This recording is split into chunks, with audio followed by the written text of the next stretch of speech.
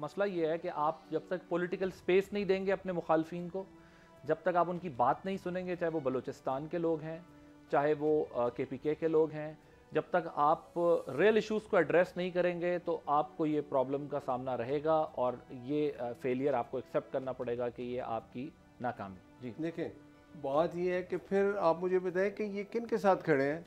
ये उनके साथ फिर खड़े हैं जो अपनी फोर्सेस पे हमले कर रहे हैं।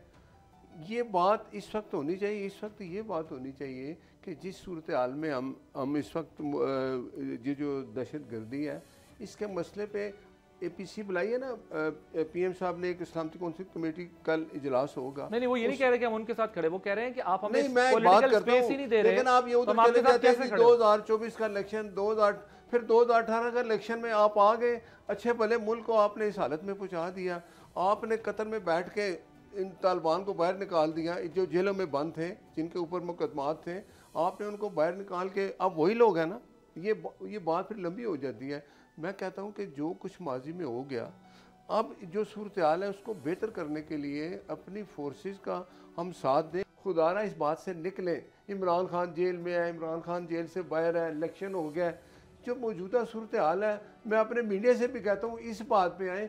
आप मुझे बताएं कल की जो ब्रीफिंग होगी उसमें सब सियासी जमातों को बुलाया जाएगा, चाहे वो असेंबली में है चाहे असेंबली से बाहर है, उसमें साबिक वज़ीर आला भी आएंगे, बलूचिस्तान के सारे लोग जो महमूद खान जई साहब हैं, मालिक साहब हैं, जितने हैं वो सब आएंगे।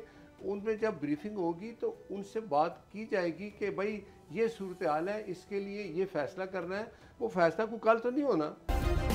सब्सक्राइब करें और बेल दबाएं ताकि कोई खबर रह न जाए।